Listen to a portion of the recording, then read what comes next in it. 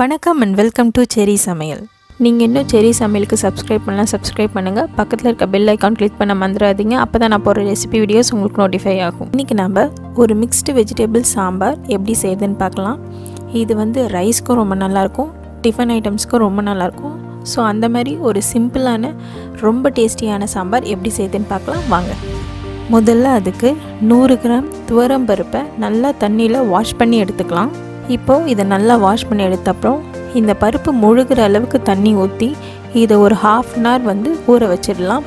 பருப்பை ஏன் நம்ம வேக வைக்கிறதுக்கு முன்னாடி ஊற வைக்கணும்னா, பருப்பு வேக வைக்கும் போது நல்லா சாஃப்டாக வெந்து வரும். அதனால தான். அது மட்டும் இல்லை, இதில் இருக்க ஒரு கெட்ட வாயுலாம் போயிடும். அதனால தான் நம்ம ஒரு ½ அன் ஹவர் ஊற வச்சு எடுத்துக்கலாம். இப்போ ஒரு ½ அன் ஹவர் அப்புறம் இப்போ ஒரு 15 பல் பூண்டு ஆட் பண்ணிக்கலாம். இது சின்ன சைஸ் பூண்டு, அதனால ஒரு 15 பல் ஆட் பண்ணியிருக்கேன். ½ டீஸ்பூன் மஞ்சள் பொடி ஆட் பண்ணிக்கலாம். இப்போது இதை நல்லா மிக்ஸ் பண்ணி விட்டுடலாம். இப்போ குக்கர் க்ளோஸ் பண்ணிவிட்டு ஒரு 4லேருந்து 5 விசில் வர வரைக்கும் வேக வச்சு எடுத்துக்கலாம் மீடியம் ஹீட்டில்.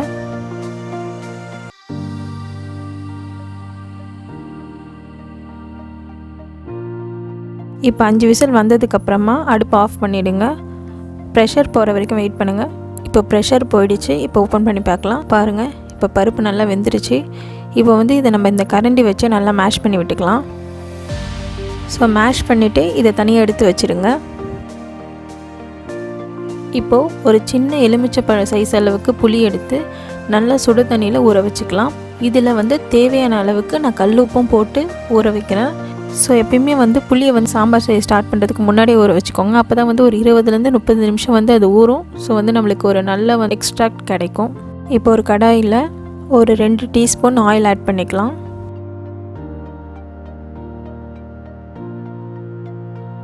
ஒரு மீடியம் சைஸ் வெங்காயம் சாப் பண்ணி ஆட் பண்ணிக்கலாம்.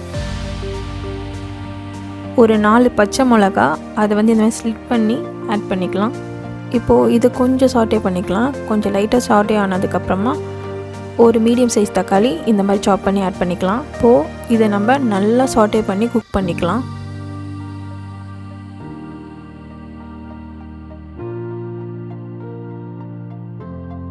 பாருங்கள், இந்த அளவுக்கு நல்லா வதங்கினதுக்கப்புறமா தனியாக ஒரு பவுலில் எடுத்து வச்சிடலாம்.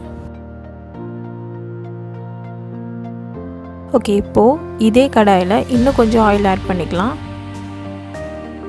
இப்போ எண்ணெய் காஞ்சதும் ஒரு ½ டீஸ்பூன் கடுகு உளுத்தம் பருப்பு ரெண்டும் சேர்த்து ஆட் பண்ணிக்கலாம்.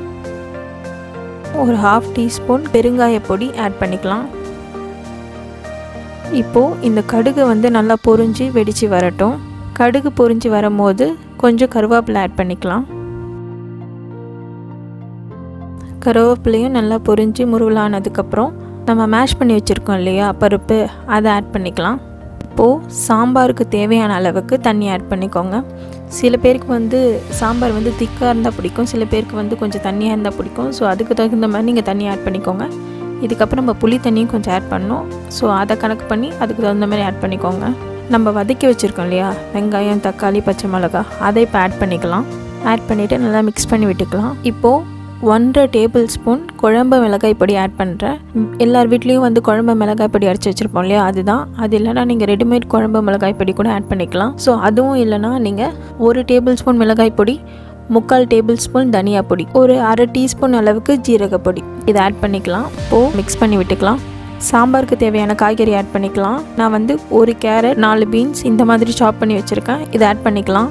சாம்பாருக்கு எப்போவுமே கேரட் அண்ட் பீன்ஸ் ஒரு நல்ல டேஸ்ட் கொடுக்கும். ஸோ மேக்ஸிமம் கேரட் அண்ட் பீன்ஸை சேர்த்துக்க ட்ரை பண்ணுங்கள். அப்புறம் ஒரு முருங்கைக்காய் ஆட் பண்ணுறேன். 2 பிஞ்சு கத்திரிக்காய் இந்த மாதிரி நீல வாக்கில் கட் பண்ணி ஆட் பண்ணிக்கிறேன். ஸோ இது மிக்ஸ்டு வெஜிடபிள்ன்றதுனால என்கிட்ட இருக்கிற எல்லா காய்கறியும் ஆட் பண்ணியிருக்கேன். உங்ககிட்ட வேறு ஏதாவது காய்கறி இருந்துச்சுன்னா அது கூட நீங்கள் ஆட் பண்ணிக்கலாம். ஸோ எல்லா காய்கறியும் ஆட் பண்ண அப்புறம் நல்லா மிக்ஸ் பண்ணி விட்டுக்கோங்க. இப்போது மூடி போட்டு 15 நிமிஷம் மீடியம் ஃப்ளேமில் குக் பண்ணிக்கலாம். குக் ஆகும் போதே நடுவில் ஓப்பன் பண்ணி பார்த்து கிளறி விடுங்க ஒரு 5 நிமிஷத்துக்கு ஒரு வாட்டி. அப்போ தான் காய்கறி நல்லா வேகும்.